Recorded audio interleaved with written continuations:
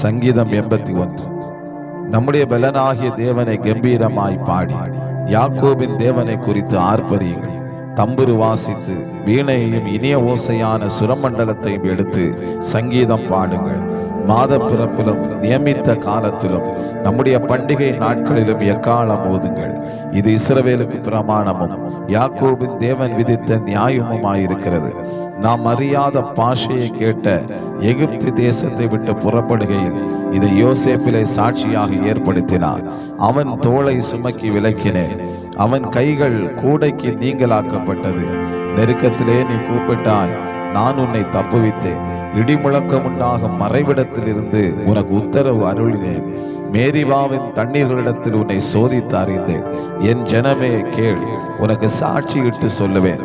இஸ்ரவேலை, நீ எனக்கு செவி கொடுத்தால் நலமாயிருக்கும். உனக்குள் வேறு தேவன் உண்டாயிருக்க வேண்டாம். அந்நிய தேவனை நீ நமஸ்கரிக்கவும் வேண்டாம். உன்னை எகிப்து தேசத்திலிருந்து புறப்பட பண்ணின உன் தேவனாகிய கர்த்தர் நானே. உன் வாயை விரிவாய் தர, நான் அதை நிரப்புவேன். என் ஜனமோ என் சத்தத்துக்கு செவி கொடுக்கவில்லை. இஸ்ரவேல் என்னை நம்பவில்லை. ஆகையால் அவர்கள் இருதயத்தின் கடினத்திற்கு விட்டுவிட்டேன். தங்கள் யோசனைகளின்படியே நடந்தார்கள். என் ஜனம் எனக்கு செவி கொடுத்து இஸ்ரவேல் என் வழிகளில் நடந்தால் நலமாயிருக்கும். நான் சீக்கிரத்தில் அவர்கள் எதிராளிகளை தாழ்த்தி என் கையை அவர்கள் சத்துருக்களுக்கு விரோதமாக திருப்புவேன்.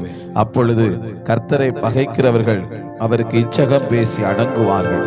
அவர்களுடைய காலம் என்றென்றைக்கும் இருக்கும். உச்சிதமான கோதுமையினால் அவர்களை போஷிப்பார். கன்மலையின் தேனினால் உன்னை திருப்தியாக்குவேன்.